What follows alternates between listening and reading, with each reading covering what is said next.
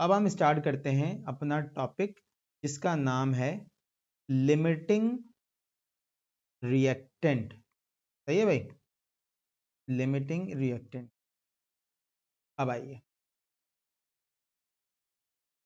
Welcome back बच्चों। अच्छा देखो, अब हम लोग जा रहे हैं अपने सबसे मोस्ट इंपॉर्टेंट टॉपिक की तरफ इस चैप्टर के, जिसका नाम है लिमिटिंग रिएक्टेंट। ठीक है, देखो अभी पीछे की तरफ बहुत कुछ कवर कर चुके हैं हम। वॉल्यूम वॉल्यूम कर चुके हैं, मास वॉल्यूम कर चुके हैं, मास मास कर चुके हैं, नंबर ऑफ मोल्स के न्यूमेरिकल कर चुके हैं, एवोगाड्रोस नंबर के न्यूमेरिकल्स कर चुके हैं। इस चैप्टर की जो है वो थ्योरी कर चुके हैं। तो पहले तो हम पूरा चैप्टर कंप्लीट करेंगे। ठीक है, इंशाल्लाह इंशाल्लाह पेपर से 1 से 1.5 महीने पहले मैं आपको टारगेट पेपर्स और वर्कशॉप दूंगा। ठीक है, उसके अंदर जो कुछ करवा दिया जाएगा इस चैप्टर से वही आएगा पेपर में इंशाल्लाह, उससे बाहर कुछ भी नहीं जाएगा। अब आ जाओ लिमिटिंग रिएक्टेंट के ऊपर जरा बात करते हैं कि व्हाट इज लिमिटिंग रिएक्टेंट। देखो बेटा, वर्ड लिमिट का मतलब क्या होता है, पहली बात तो ये समझो। वर्ड लिमिट का मतलब होता है हद। हद लगा रहे हैं हम किसी चीज पर। ठीक है, लिमिटिंग रिएक्टेंट का मतलब है महदूद रिएक्टेंट। ऐसा रिएक्टेंट जो महदूद है, लिमिटेड है। बुक ने एक एग्जाम्पल दी थी कि भाई अगर मिसाल के तौर पे तुम्हारे पास 2 कबाब है और 1 रोटी है। एक रोटी से 1 कबाब तुमने खा लिया, अब तुम्हारे पास दूसरा कबाब खाने के लिए रोटी मौजूद नहीं है, तो तुम्हारा खाना रुक जाएगा। लेकिन बुक वाले को कौन समझाए कि हम कबाब रूखा खा जाएंगे। ठीक है, लेकिन अगर हम इसको वाइस वर्सा कर लें कि मिसाल के तौर पे तुम्हारे पास 1 प्लेट सालन, 1 प्लेट कोई भी XYZ सालन आपने लिया हुआ, और आपके पास 2 रोटियां। एक रोटी से सालन की प्लेट आपने खा लिया, वो खत्म हो गया, अब 1 रोटी बच गई। अब बहुत से लोग यहाँ पे खाना रोक देंगे। ठीक है, मेजोरिटी लोग यहाँ खाना रोक देंगे क्योंकि सालन खत्म हो गया। तो हुआ क्या कि सालन जल्दी खत्म हो गया, जिसकी वजह से रिएक्शन रुक गया। ठीक है, मिसाल के तौर पे मेरे पास 2 रिएक्टेंट हैं, A प्लस बी मिलकर बना रहे हैं C। ठीक है, अब जब ये दोनों कंबाइन होंगे तो ही तो C बनेगा ना बेटा। अब क्या हुआ कि जब ये दोनों कंबाइन हो रहे थे, एक टाइम आया कि A खत्म हो गया, A खत्म हो गया, B बचा हुआ था,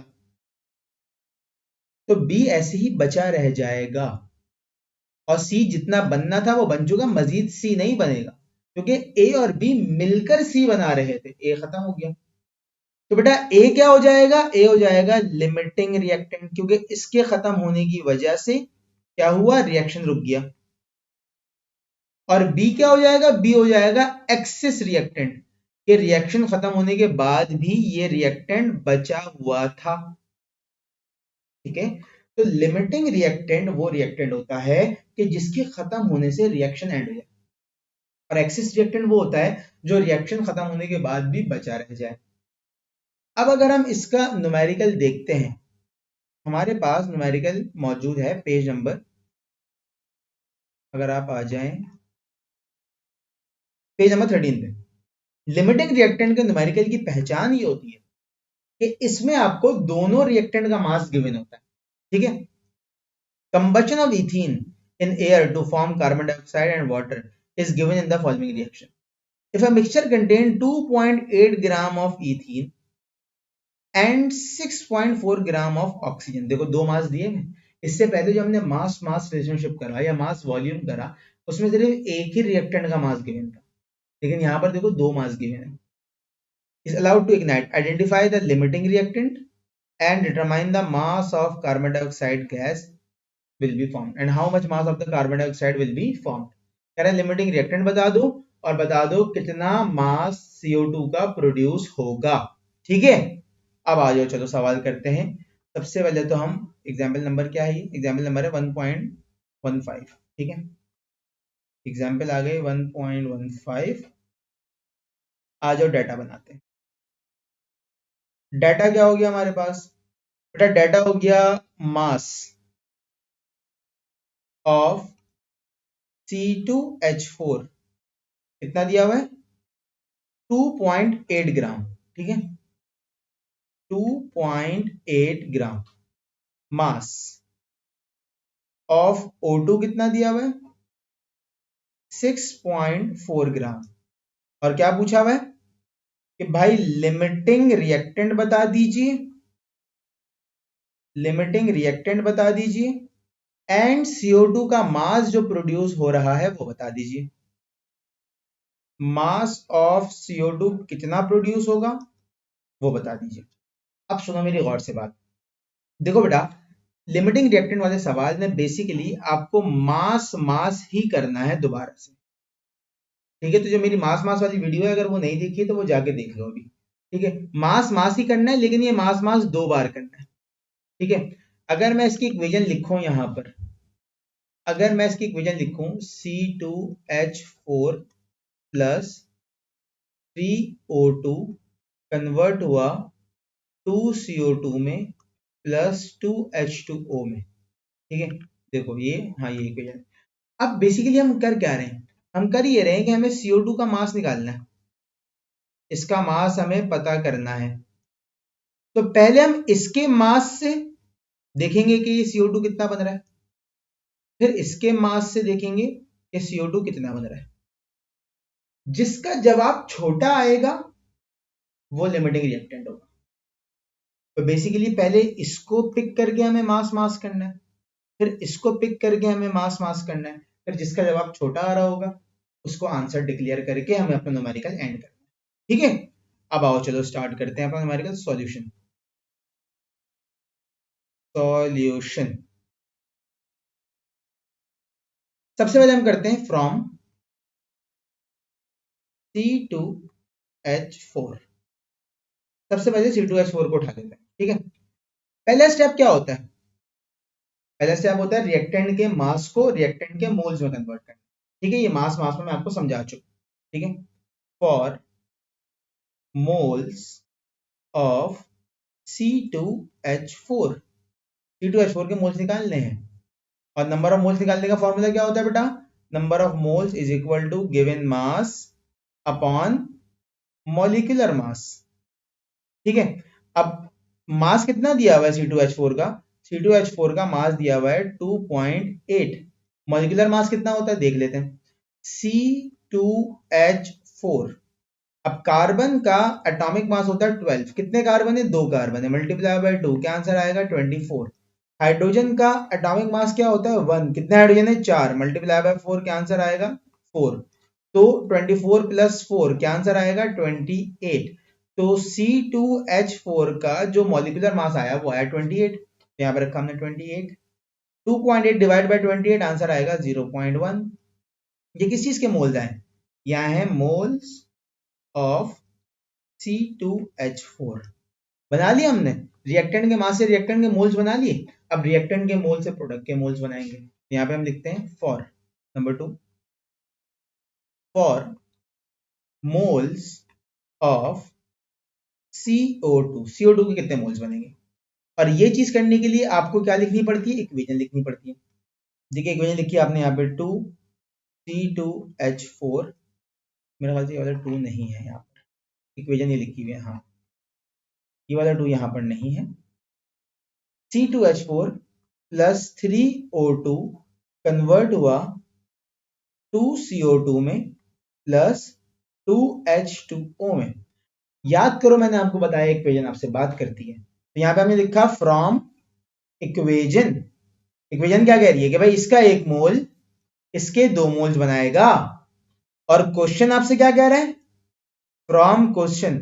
क्वेश्चन क्या कह रहा है आपसे, क्वेश्चन कह रहा है भाई 0.1 मोल्स आए, तो इसके 0.1 मोल्स इसके कितने मोल्स बनाएंगे। वैसे तो कोई भी देख के समझ जाए कि अगर इसका 1 इसके 2 बना रहा है तो इसका 0.1 इसके 0.2 बनाएंगे, लेकिन हमें चलना है मेथड से, तो हम यहाँ पे लिखेंगे बाय रेशो मेथड। अब रेशो मेथड क्या कहता है, रेशो मेथड ये कहता है कि भाई इसको इससे डिवाइड करा दो और इक्वेट करके इसको इससे डिवाइड करा दो, ठीक है। अब आ जाओ देखो क्या होगा यहाँ पे 1/2 is equal to 0.1 upon x, x इधर जाएगा 2 इधर जाएगा, तो ये हो जाएगा x is equal to 0.1 multiply by 2, ये हो जाएगा x इज इक्वल टू 0.2। ये क्या चीज आई है बेटा, ये आए हैं मोल्स ऑफ कार्बन डाइऑक्साइड। ये क्या चीज आई है, मोल्स ऑफ कार्बन डाइऑक्साइड आए हैं ये, ठीक है ना। अब कार्बन डाइऑक्साइड के मोल्स निकाल दिया आपने, एंड में क्या करोगे, मास बनाओगे इसका, मोल्स ऑफ CO2। तीसरे स्टेप में क्या करेंगे, for mass of CO2, CO2 का मास बनाएंगे, क्या बनाएंगे, कैसे बनाएंगे मास, सीधा सीधा सा फॉर्मूला नंबर ऑफ मोल्स वाला, number of moles is equal to mass upon molecular mass, ठीक है ना। अब नंबर ऑफ मोल्स तो हम निकाल चुके हैं, 0.2 आ रहे हैं, 0.2, और कार्बन डाइऑक्साइड का मॉलिक्यूलर मास पूरी दुनिया को पता है कि भाई कितना होता है, 44 होता है, ठीक है ना। 44 इधर से जाएगा, इधर जाएगा तो ये हो जाएगा mass is equal to 0.2 multiply by 44। जब आप इसको 44 से मल्टीप्लाई कराओगे 0.2 को, तो आंसर आ जाएगा आपके पास 8.8, मास आ गया 8.8 ग्राम। तो बेसिकली ये किस चीज का मास आया है बेटा, ये कार्बन डाइऑक्साइड का मास आया है C2H4 के थ्रू, ठीक है। यहाँ पे हमने लिखा मास ऑफ CO2 फ्रॉम C2H4।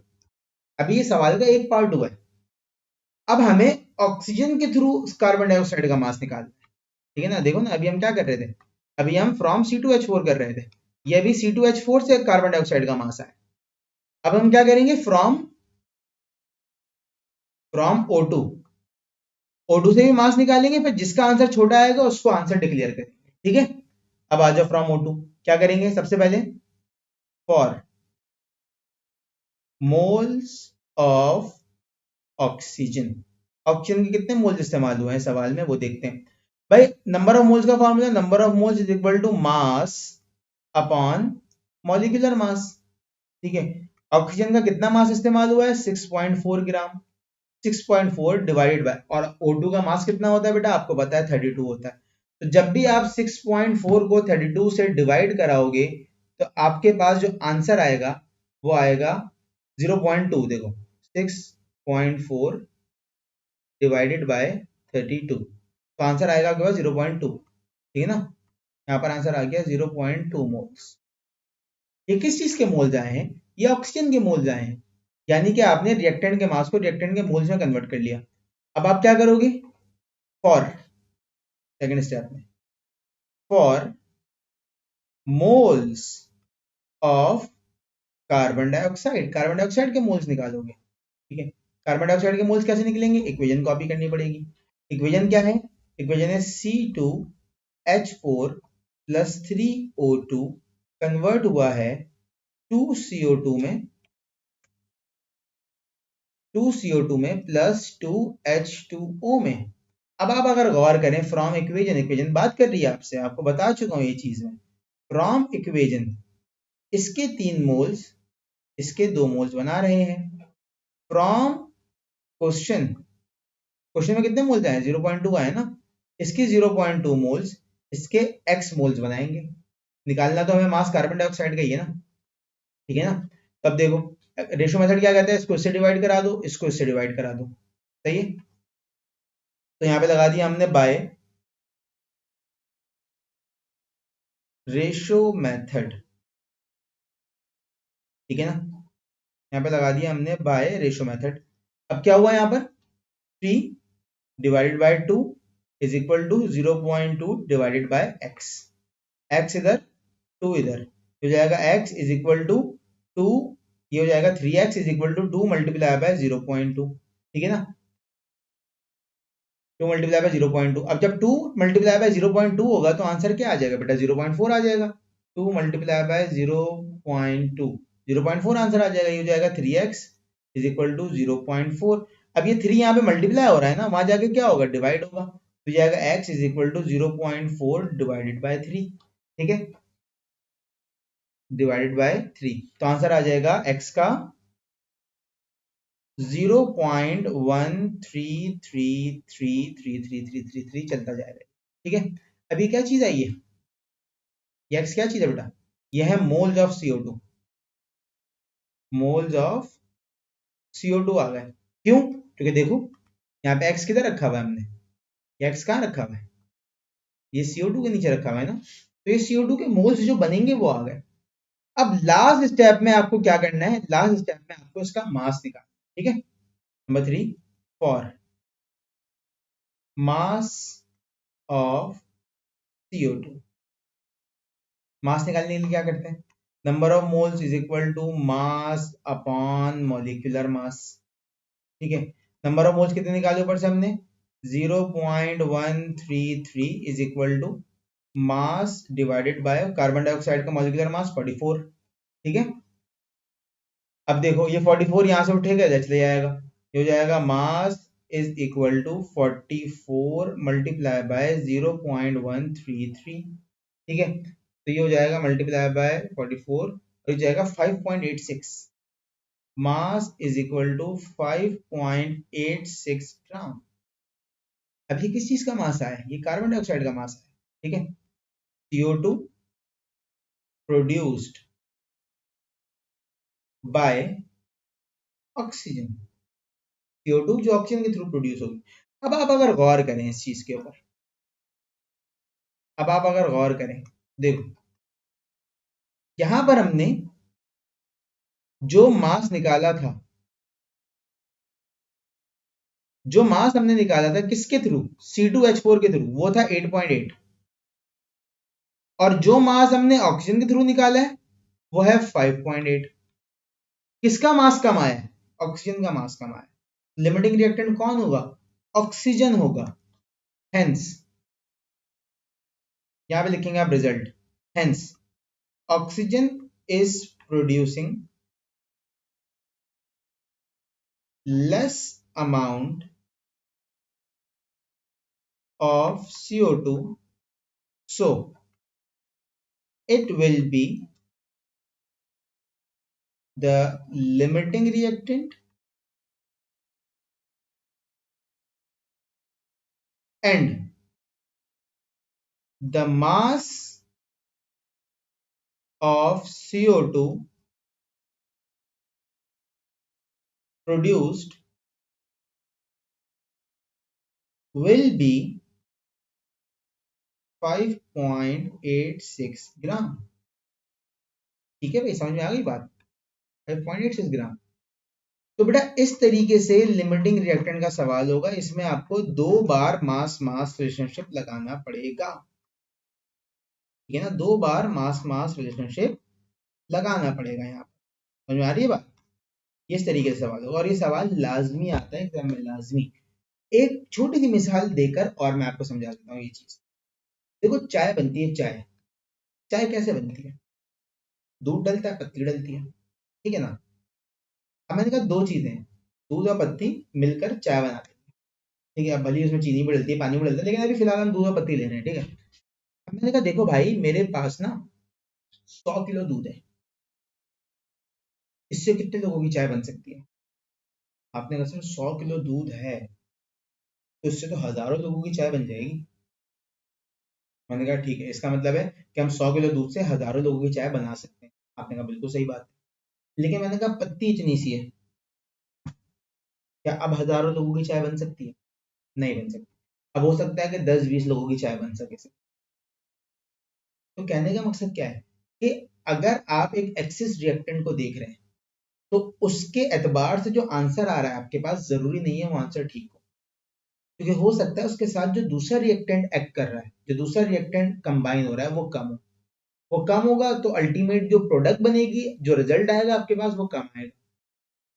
तुमने 100 किलो दूध में इतनी सी पत्ती डाल दी तो कोई काम की चीज नहीं बनेगी उससे, ठीक है। तो आपको पत्ती के हिसाब से दूध लेना पड़ेगा और वो इतना सारा दूध जो बचेगा वो जाया हो जाएगा, उसकी चाय नहीं बन पाएगी, ठीक है ना। तो कहने का मकसद ये है कि लिमिटिंग रिएक्टेंट के सवाल बहुत ध्यान से देखभाल के सॉल्व करने, ठीक है। जो छोटा आंसर आ रहा होगा वो लिमिटिंग रिएक्टेंट होगा और जो बड़ा आंसर आ रहा होगा वो एक्सिस रिएक्टेंट होगा। बहुत से सवालात में लिमिटिंग रिएक्टेंट के बजाय एक्सिस रिएक्टेंट भी पूछा जाता है। तो इस सवाल में एक्सिस रिएक्टेंट कौन होगा जो बच जाएगा, बेटा वो होगा आपके पास C2H4, ये एक्सिस रिएक्टेंट होगा। और लिमिटिंग रिएक्टेंट कौन होगा, यहां पर आपके पास लिमिटिंग रिएक्टेंट जो है वो होगा ऑक्सीजन, ठीक है भाई, समझ में आ रही है बात। अब हमारे पास यहां से बुक में एक सवाल दिया हुआ है जिसका एक पार्ट ऑलरेडी मैं करा चुका हूं मास मास में, ठीक है ना। वो पार्ट अब मैं आपको दे रहा हूं होमवर्क में, ठीक है। देखो ये वाला सवाल नंबर 2 जो है आपका, इसका ये जो पहला पार्ट है ना, ये वाला मास ऑफ NH3 का, ये मैं ऑलरेडी मास मास वाले में करवा चुका हूँ। आपने बस इसका लिमिटिंग रिएक्टेंट निकाल के मुझे बताना है कि सर लिमिटिंग रिएक्टेंट NH4Cl क्यों है। ये आप मुझे करेंगे होमवर्क, ठीक है। और होमवर्क कहाँ सेंड करेंगे आप मुझे करेंगे व्हाट्सएप ऑन अ नंबर, यहाँ पे लिख रहा हूँ नीचे 030807733334, इस पे आप मुझे करेंगे व्हाट्सएप, ठीक है बेटा। चलो, अब हमारे पास लास्ट टॉपिक बचा हुआ है इस चैप्टर से, जिसका नाम है परसेंटेज यील्ड। वो कवर करेंगे और इस चैप्टर के न्यूमेरिकल्स को तमाम करेंगे, ठीक है। और वो भी बहुत इंपॉर्टेंट है बेटा, वो भी एग्जाम में आता रहा है, ठीक है। एग्जाम में फिर से बता रहा हूँ, एग्जाम में कहाँ से क्या कैसे पूछा जाएगा वो तुम्हें मैं 1 से 1.5 महीने पहले बोर्ड के एग्जाम से बता दूंगा, ठीक है, वर्कशॉप में, टारगेट पेपर में। अभी बस तुम पूरा कोर्स पढ़ाई और कॉन्सेप्ट और पूरी पढ़ाई के ऊपर फोकस करो। एग्जाम में क्या कब कैसे आएगा वो आपको पता लग जाएगा एग्जाम से 1.5 महीने पहले, टारगेट पेपर और वर्कशॉप में। अभी हम पूरा पढ़ेंगे, ठीक है बेटा। चलो बच्चों, अब जा रहे हैं इस चैप्टर के लास्ट टाइप के न्यूमेरिकल्स की तरफ, जिसका नाम है percentage, practical and theoretical yield, ठीक है। आ जाओ। तो टॉपिक का नाम है परसेंटेज,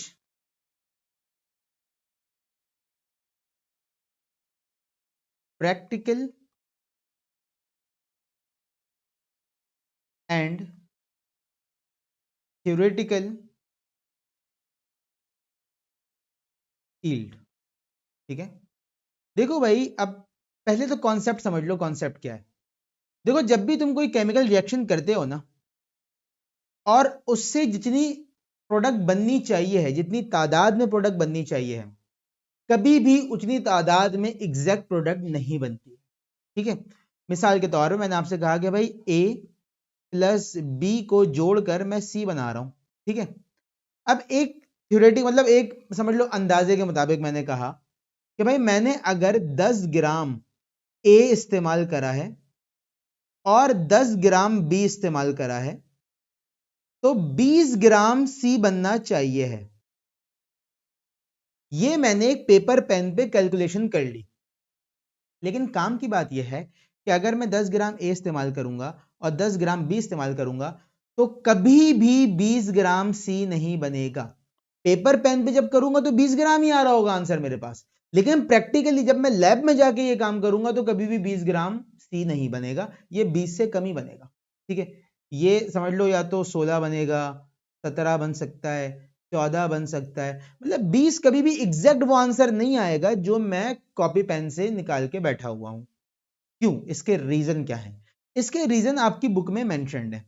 अब आप अगर इधर आए बुक में, तो आपके पास यहां पर इसके रीजन मेंशन्ड है कि भाई हमेशा प्रैक्टिकल यील्ड कहते हैं जो मैं लैब में जाके प्रैक्टिकल के थ्रू कर रहा हूं। थ्योरेटिकल यील्ड कहा जाता है जो मैंने कॉपी पेंसिल से निकाली।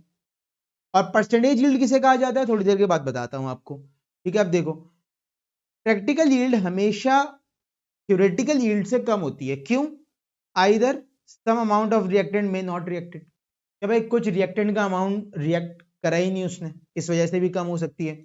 द रिएक्टेंट में फॉर्म एनी साइड प्रोडक्ट, कि रिएक्टेंट ने कोई साइड प्रोडक्ट बना दी, हवा में ऑक्सीजन मौजूद है, नाइट्रोजन मौजूद है, उसके साथ रिएक्ट करके कुछ तीसरी चीज बना दी, प्रोडक्ट नहीं बनाई ओरिजिनली जो बनानी चाहिए थी, ठीक है। इसके बाद देयर में अकर रिवर्सिबल रिएक्शन, यहाँ पे कोई रिवर्सिबल रिएक्शन हो गया, प्रोडक्ट बनते बनते वापस से रिएक्टेंट में कन्वर्ट होने लग गई, ठीक है ना। देयर में loss certain amount of product due to physical processes like distillation, fertilization, filtration, crystallization and washing, कि भाई कुछ ऐसे प्रोसीजर्स हो गए जिसके अंदर प्रोडक्ट का कुछ पार्ट जाया हो गया, फिल्ट्रेशन में, डिस्टिलेशन में, क्रिस्टलाइजेशन में। तो यहां से हमें बात क्या पता लगी कि भाई आप जो कॉपी पेंसिल से जो भी एक रिएक्शन चल रहा है, ठीक है, आपने एक रिएक्शन उसका मास मास मिसाल के तौर पे मास मास रिलेशनशिप ले लो, ठीक है। मैंने कहा भाई एक रिएक्शन है C+O2 कन्वर्ट हो रहा है CO2 में, ठीक है। अगर मैं 10 ग्राम कार्बन लूंगा, ठीक है, चलो इसको ऐसे कर लेते हैं, इसको प्रॉपर कर लेते हैं, ठीक है। अगर मिसाल के तौर पे मैं 12 ग्राम कार्बन लूंगा, तो मेरे पास 44 ग्राम CO2 बनेगी। ये मैंने कॉपी पेंसिल से निकाली है मास मास रिलेशनशिप के बाद, ठीक है ना। मास मास जो करना सिखा चुका हूं मैं आपको। ये है थ्योरेटिकल यील्ड, ये क्या है? थ्योरेटिकल, ठीक है ना, कि भाई ये मैंने कॉपी पेंसिल से निकाल ली। लेकिन जब मैं लैब में ये प्रैक्टिकल करने जाऊंगा और मैंने 12 ग्राम कार्बन ही लिया और उससे मैं बना रहा हूं कार्बन डाइऑक्साइड, तो हो सकता है 44 ना बने। ये मिसाल के तौर पे बन गया 38, मिसाल के तौर पे बन गया 36, कोई सा भी उठा लो इसमें से, मिसाल के तौर पे 38 बन गया। बेटा ये कहलाएगी प्रैक्टिकल ईल्ड, ये कहलाएगी प्रैक्टिकल ईल्ड, यानी कि वो ईल्ड जो कि प्रैक्टिकली लैब में जाने के बाद मेरे पास आई है। और फिर परसेंटेज ईल्ड किसे कहा जाता है? परसेंटेज ईल्ड कहा जाता है प्रैक्टिकल ईल्ड, देखो यहां पे लिख रहा हूं मैं, percentage yield is equal to practical yield divided by theoretical yield multiply by 100। दूसरे लफ्जों में जो आया डिवाइड करवाया जो आना चाहिए था, मल्टीप्लाई करवा दिया 100 से। सोचो तुम्हारा एक एग्जाम चल रहा है, इंग्लिश का पेपर है, 100 मार्क्स का पेपर है, ठीक है, तो तुम परसेंटेज कैसे निकालोगे? 100 को नीचे रखोगे और तुम्हारे उसमें से 44 मार्क्स आए मिसाल के तौर पे, 44 को ऊपर रखोगे, मल्टीप्लाई करा दोगे किससे? 100 से, तो क्या आंसर आ जाएगा? 44%। परसेंटेज निकालने का यही तरीका है ना, कि कितने मार्क्स आए उसके नीचे कितने आने चाहिए थे या टोटल मार्क्स कितने थे, मल्टीप्लाई करा दिया 100 से। इसी तरीके से परसेंटेज निकाली जाती है। तो परसेंटेज यील्ड भी इसी तरीके से निकाली जाएगी कि भाई जो आनी चाहिए थी वो नीचे रखी, प्रैक्टिकली जो आई वो ऊपर रखी, मल्टीप्लाई करा दिया 100 से, तो आपके पास क्या आ जाएगी? परसेंटेज यील्ड आ जाएगी। ठीक है, अब हम इसका न्यूमेरिकल देख लेते हैं, ठीक है ना। इसमें भी हमें मास मास ही करना है, करना मास मास ही है इसके अंदर भी, लेकिन थोड़ा अलग अंदाज में, ठीक है। अब आओ उसका न्यूमेरिकल देखते हैं। मिसाल के तौर पर गौर करो, देखो ये न्यूमेरिकल लिखा हुआ है यहाँ पे, the reaction of calcium carbonate, ठीक है, कैल्शियम कार्बोनेट का रिएक्शन हुआ है हाइड्रोक्लोरिक एसिड के साथ, गिवन एज दिस, ये रिएक्शन लिखा हुआ है यहाँ पे, ठीक है, ये आपको रिएक्शन लिख के दे दिया इन्होंने, ठीक है। उसके बाद क्या पूछ रहे हैं? If during experiment 50 gram of CaCO3, 50 gram CaCO3 इस्तेमाल हुआ है with axis hydrochloric acid, hydrochloric acid axis है, उसके नतीजे में बना क्या है? 14.52 ग्राम ऑफ CO2 गैस, नतीजे में 14.52 ग्राम CO2 गैस बनी है। आपने कहा सर सभी तो बता दिया, रिएक्टेंट 50 ग्राम था, उसके नतीजे में 14.52 ग्राम CO2 बन गई, लेकिन वो पूछ क्या रहा है? वो कह रहा है ये तो प्रैक्टिकली बनी है, मुझे बता दो बननी कितनी चाहिए थी और परसेंटेज यील्ड क्या आ रही है। सवाल में आपको जब भी मास दिया जाएगा ना बेटा, ये वाला मास जो दिया हुआ है सवाल में आपको, ये हमेशा प्रैक्टिकल यील्ड होगा, हमेशा। वजह क्या है? वजह यह है कि आप एग्जाम में बैठ के प्रैक्टिकल तो कर नहीं सकते, आप पेपर पेन से थ्योरेटिकल यील्ड तो निकाल सकते हो, लेकिन एग्जाम में बैठ के प्रैक्टिकल तो नहीं कर सकते ना। तो जो आपको यहां पर ग्रामेज दी जाएगी प्रोडक्ट की, वो प्रैक्टिकल यील्ड होगी। आपको थ्योरेटिकल यील्ड निकालनी होगी, इस प्रैक्टिकल वाली को थ्योरेटिकल से डिवाइड कराओ, 100 से मल्टीप्लाई कराओ, आंसर आ जाएगा, ठीक है ना। अब आ जाओ सवाल करते हैं। तो भाई डाटा आ गया आपके पास, सबसे पहले तो सवाल का नंबर क्या है, नंबर देख लेते हैं। सवाल है 1.17, ठीक है, एग्जाम्पल आ गई 1.17 और इसका डाटा आ गया आपके पास। सबसे पहले तो आपके पास आ गया डाटा के मास ऑफ CaCO3 दिया हुआ है 50 ग्राम, ठीक है। प्रैक्टिकल ईल्ड ऑफ CO2 दी हुई है 14.52 ग्राम, ठीक है ना। देखो ये दी हुई है 14.52 ग्राम दी हुई है, ठीक है ना, ये लिखा हुआ। हमें क्या निकालना है? थ्योरेटिकल यील्ड निकालनी है और परसेंटेज यील्ड निकालनी है, ठीक है। थ्योरेटिकल यील्ड निकालनी है और हमें परसेंटेज यील्ड निकालनी है।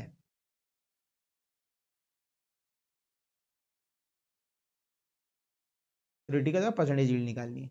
अब आ जाओ हम बनाते हैं इसका सॉल्यूशन डायरेक्ट। सबसे पहले तो थ्योरेटिकल यील्ड के ऊपर काम करेंगे, सही है। फॉर थ्योरेटिकल यील्ड, यहाँ पे लिखा हमने फॉर थ्योरेटिकल यील्ड, सही है।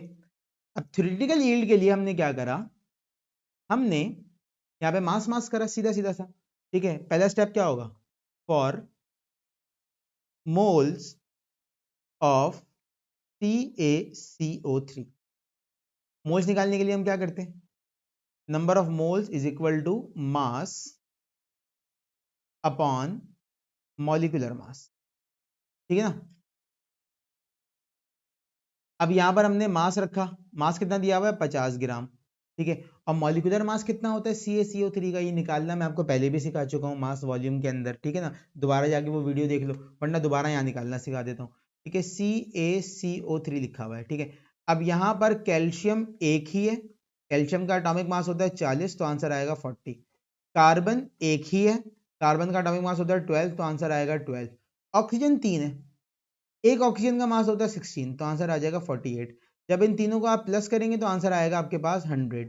तो बेटा CaCO3 का मॉलिक्यूलर मास क्या होता है, 100 होता है। 50 डिवाइड बाय 100, तो नंबर ऑफ मोल्स कितने आ गए, नंबर ऑफ मोल्स आ गए 0.5। ये किस चीज के मोल जाए, ये CaCO3 के मोल जाए। अब दूसरे स्टेप में आप क्या निकालोगे, for moles of carbon dioxide, for moles of carbon dioxide. और कार्बन डाइऑक्साइड के मोल्स को निकालने के लिए क्या करना पड़ेगा, इक्वेशन लिखनी पड़ेगी, ठीक है ना। यहाँ पे लिखी आपने इक्वेशन CaCO3, ठीक है, CaCO3 प्लस 2HCl कन्वर्ट हुआ किसमें, CaCl2 में, CaCl2 में plus CO2 plus H2O, plus CO2 plus H2O।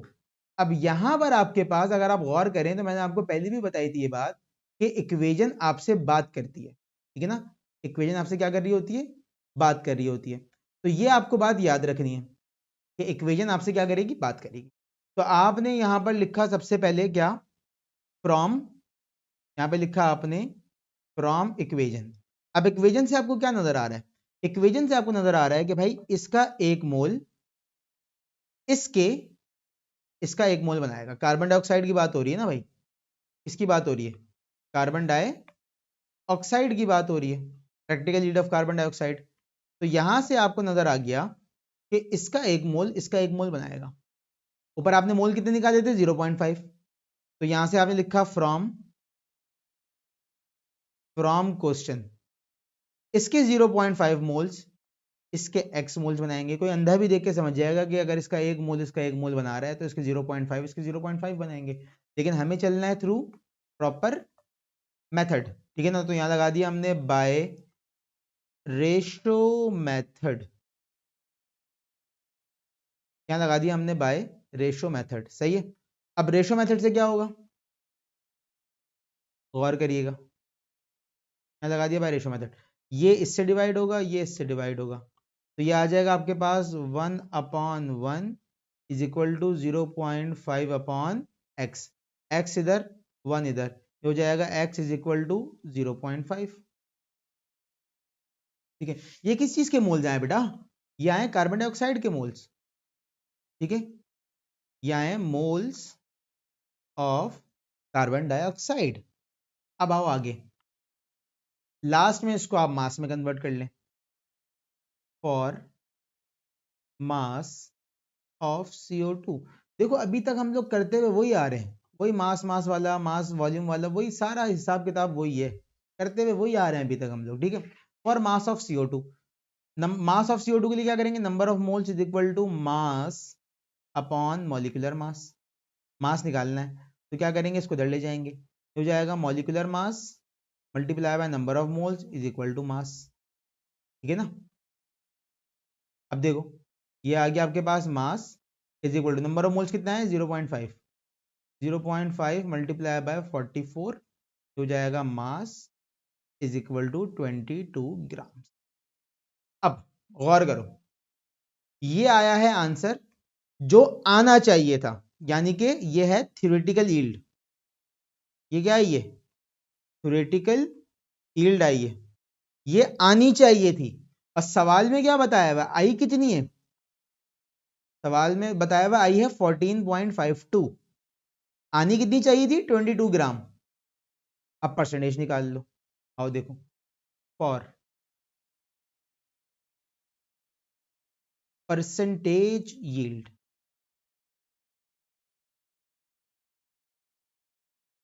For percentage yield, ठीक है। अब परसेंटेज यील्ड के लिए क्या करेंगे बेटा, फॉर्मूला क्या है, फॉर्मूला आसान सा है, बहुत ही आसान सा फॉर्मूला है, और वो क्या है, percentage yield is equal to practical yield divided by theoretical yield multiplied by 100। सही है। प्रैक्टिकल यील्ड क्या थी, प्रैक्टिकल यील्ड आई थी 14.52 डिवाइड बाय 22 मल्टीप्लाई बाय 100। अब अगर तुम 14.52 को डिवाइड करवाओगे 22 से तो आंसर आएगा 0.66, ठीक है ना, आंसर आएगा 0.66। तो परसेंटेज यील्ड है 0.66 मल्टीप्लाई बाय 100, तो आंसर आ जाएगा आपके पास 66%। ये आपके पास आ गई आपकी परसेंटेज यील्ड, और ये हो गया आपके पास आपका आंसर। ठीक है भाई, इस तरीके से परसेंटेज यील्ड के सवाल होंगे।